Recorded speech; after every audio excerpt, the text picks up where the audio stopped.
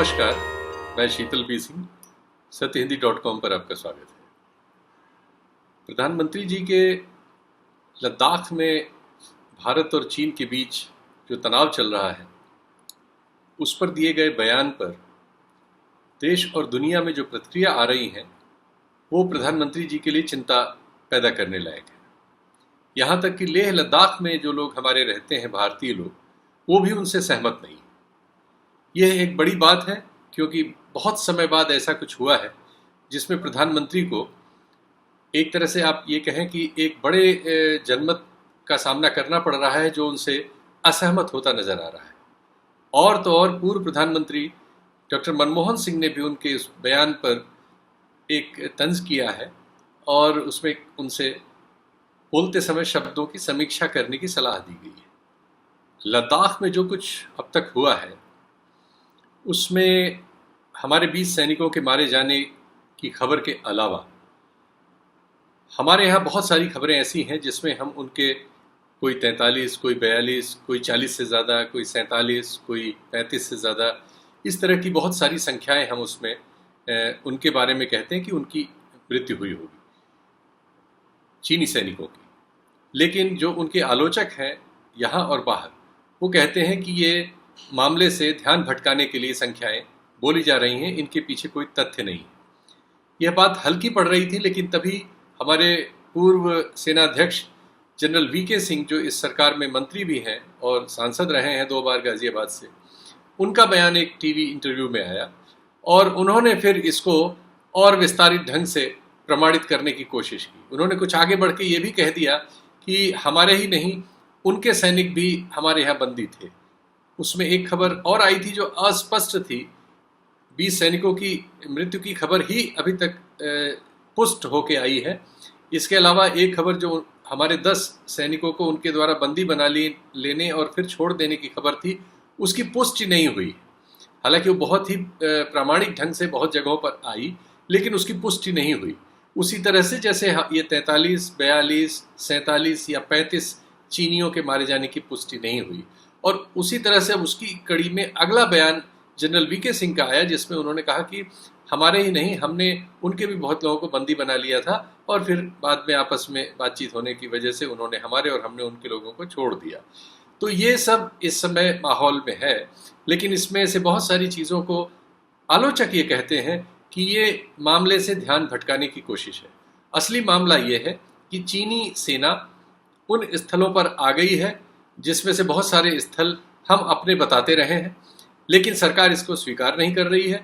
और प्रधानमंत्री के बयान में एम्बिग्यूटी है, जो लोग कहते हैं, उसमें शंका के लिए काफ़ी गुंजाइश है। तो आप अभी कुछ तिब्बत के नहीं, हमारे लेह लद्दाख के नागरिकों के कुछ बयान सुनिए। उसमें से कई वहाँ स्थानीय प्रशासन में पदाधिकारी रहे हैं, एक भूतपूर्व कारगिल सैनिक हैं।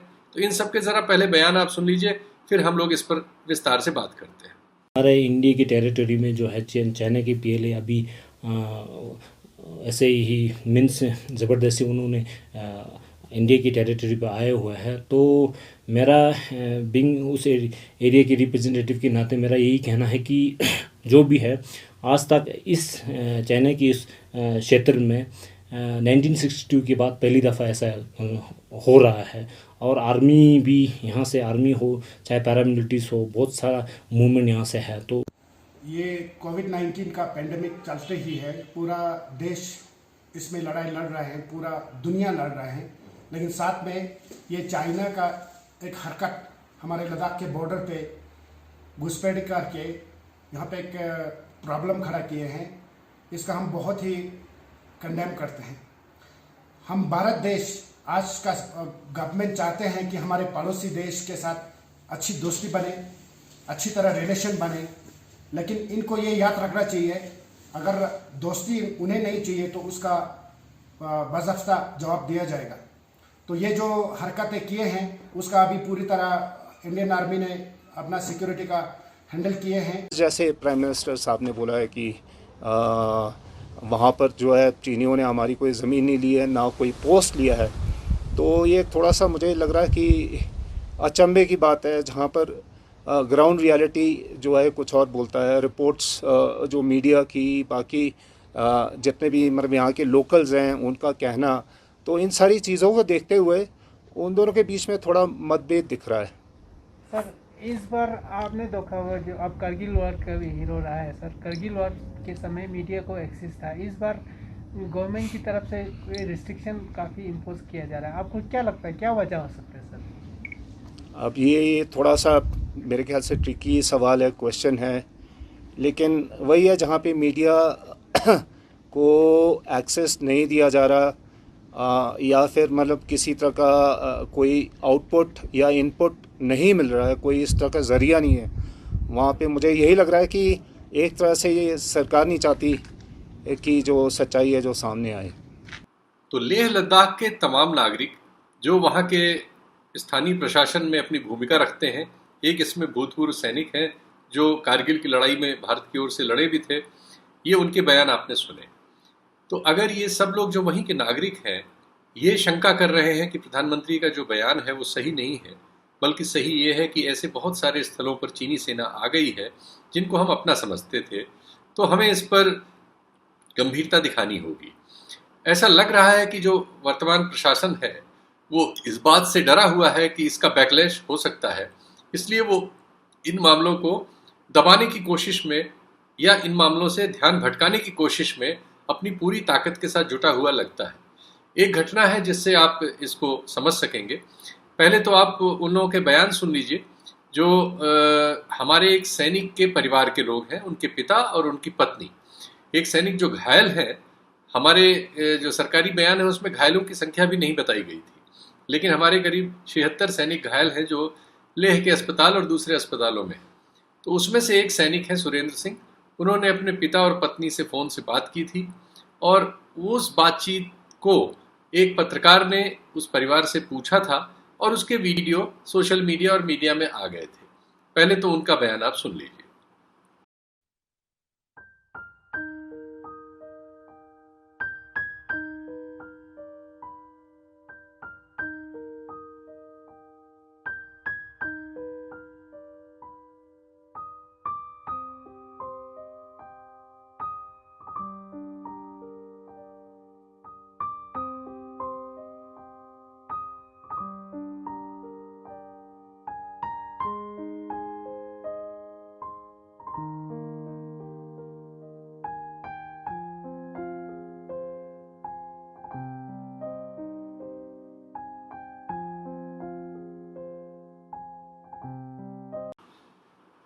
इन बयानों से आप ये बिल्कुल समझ गए होंगे कि जो हमारे सैनिक वहाँ गए थे, जिनसे लड़ाई हुई, जिसमें 20 लोग मारे गए, ये निहत्थे थे। जबकि देश के विदेश मंत्री ने बाकायदा बयान दिया कि हमारे जितने भी लोग पेट्रोल करते हैं और पेट्रोल पे होते हैं और जो ये लोग भी थे, ये सब हथियारबंद थे। तो ये एक तो सरकार की ओर से एक कह सकते हैं कि गलत बयानी थी। एक तो ये ऐसे मामले होते हैं जिसमें रक्षा मंत्रालय को या सेना को बोलना चाहिए, लेकिन विदेश मंत्री की ओर से ये सफाई आई थी। तो सरकार इसमें लगता है बैकफुट पर थी इस बात पर कि वो निहत्थे लोग वहाँ क्यों चले गए और फिर उसमें उनकी इतनी बड़ी मृत्यु की संख्या आई। तो उस समय ऐसा लगा कि सरकार ने उससे बचने के लिए ये एक बयान विदेश मंत्री से दिलवा दिया। ये बयान उसका खंडन करता है, लेकिन अब इसके बाद की जो आप स्टोरी का डेवलपमेंट देखेंगे उससे आपको लगेगा कि इसमें ये संदेह में बड़ा बल है। ये परिवार जो है इस बयान को देने के बाद और ये चलने के बाद, और सोशल मीडिया में बहुत चला, मेन उसमें नहीं चला था आज तक में, आज तक के सहयोगी एक संगठन में चला था, लेकिन इससे भी सरकार डर गई थी और उन्होंने इस परिवार को अब जिस तरह से भी चेतावनी दिया, क्या किया, ये परिवार अपना घर में ताला लगा के अब गायब है।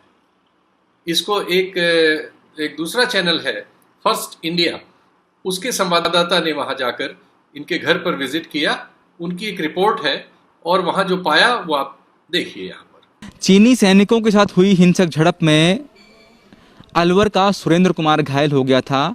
सुरेंद्र कुमार की पत्नी इस मकान में यहाँ रहती थी। लगातार पिता गांव में रहते हैं और पत्नी बच्चों के साथ अलवर में इसी मकान में रहती हैं। सुबह तक वो यहीं थी, लेकिन उसके बाद यहाँ से चली गई है। कहाँ गई है अब तक पड़ोसियों को बता कर जाती थी, लेकिन अभी नहीं पता। आंटी कब तक यहाँ पे थी और वो कब गई है? तो सुबह 10-11 बजे तक तो यहीं थी। अब पता नहीं, अब जान मेरे को ये पता नहीं, कोई तकलीफ तो ना है, कोई बच्चों को दिखाने गई है, पता नहीं कहाँ गई है, पता नहीं। वो चाबी वाबी पहले हमेशा आपको दे के जाया हाँ, दे के जाती थी, अब तो ना दे के गई। बता के भी नहीं। उनके ससुर जी मतलब सुरेंद्र के पिता भी आए थे आज। हाँ आए थे ना, वो भी पूछ रहे, वो नाज वाज लेके आए, उनको पता। इकट्ठा नहीं कर रखा। हाँ अब वो भी पूछ रहे, वो जन कहाँ चले गए मौका। पहले हमेशा जब भी गुरप्रीत यहाँ से जाती थी, सुरेंद्र सिंह की पत्नी, पड़ोसियों को चाबी देकर जाती थी, बताकर जाती थी, लेकिन इस बार ऐसा हुआ कि वो बता नहीं पाई। ये सही है कि नौगांवा स्थित मकान पर भी ताला लटका है और अलवर में इस मकान पर भी ताला लटका है।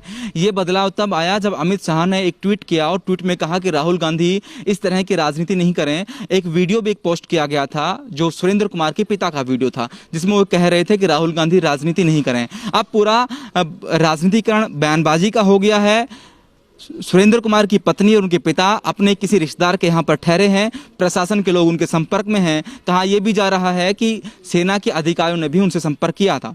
बीच में जिस तरह की खबरें छापी गई, सुरेंद्र कुमार की पत्नी और पिता के हवाले से जो खबरें छपी, उनको लेकर भी सेना के अधिकारियों को या प्रशासन को कई आपत्तियां थी, उसको लेकर बातचीत हुई और जब दबाव बढ़ा तो दोनों ही मकान खाली कर अपने रिश्तेदार के यहाँ ये लोग चले गए हैं। तो इससे ये तो आपके सामने साबित ही हो गया कि बहुत सारी चीजें हैं जिन्हें सरकार पब्लिक डोमेन में आने नहीं देना चाहती।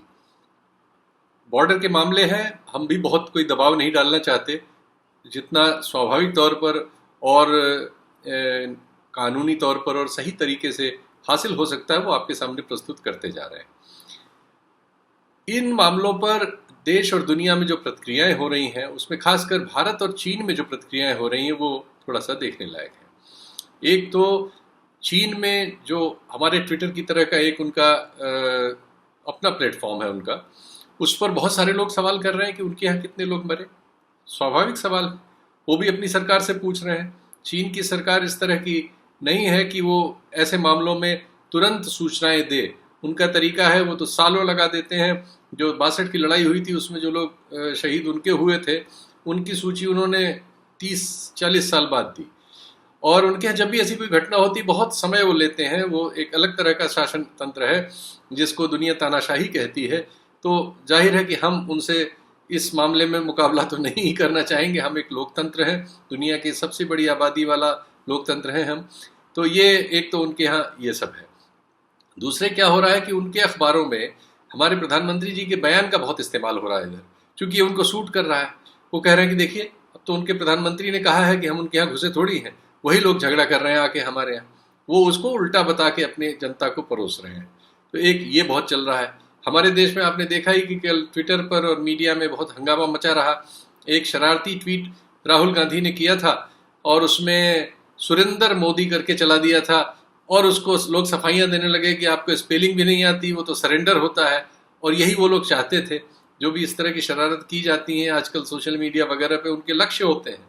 और उसमें लक्षित था कि वो रिएक्शन में जब कहेंगे कि स्पेलिंग गलत है तो सही बात बोल देंगे, जो वो बुलवाना चाहते हैं कि सरेंडर मोदी, इस शब्द को वो बहुत प्रचारित करना चाहते हैं।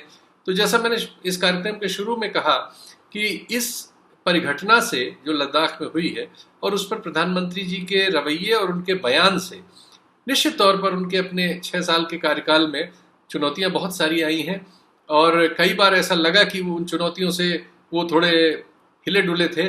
जैसे पुलवामा की जब घटना हुई थी तब भी इस तरह का माहौल बना था, लेकिन पुलवामा पाकिस्तान से रिलेटेड मामला था और पाकिस्तान में वो एक कार्यवाही करने में सफल रहे जिसका उन्होंने भरपूर फायदा लिया। लेकिन उतनी आज़ादी उनको चीन के मामले में संभव नहीं है।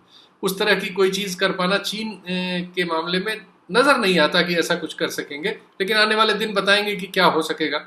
अभी तक ऐसा नहीं लगता। तो उसको भरने के लिए ज़्यादातर इस तरह की चीज़ें आ रही हैं कि उनके 35 मरे, कि 45 मरे, कि उनके बंद थे, कि ज़्यादा मरे, कि गर्दन टूट गई। तमाम तरह की चीज़ें फैली हुई हैं और उनसे उनकी भरपाई करने की कोशिश की जा रही है। लेकिन ऐसा लगता है कि उतनी सफलता इसमें नहीं मिल रही है। तो इसलिए ये कार्रवाइयाँ हो रही हैं कि देखिए एक परिवार, सिर्फ उतने घायल और मृतक परिवारों में से सिर्फ एक परिवार के लोगों ने कुछ ऐसा बोल दिया जो सरकार की जो प्रचारित लाइन है उससे अलग था या उसको गलत ठहराता था, तो वो तुरंत वहां से गायब है, अपने घर में नहीं। तो इसको लेके संवेदनशीलता तो सरकार के भीतर बहुत जबरदस्त है। चूंकि इसका राजनीतिक नुकसान बहुत हो सकता है। एक ऐसे समय में जब आप देख रहे हैं बिहार में चुनाव है और प्रधानमंत्री के अब सारे बयान बिहार को लेकर केंद्रित है, इन सारे सैनिकों को जिनकी शहादत हुई है उनको बिहारी शब्द दिया जा रहा है और एक न्यूज़ एजेंसी ने भी वही काम शुरू कर दिया है।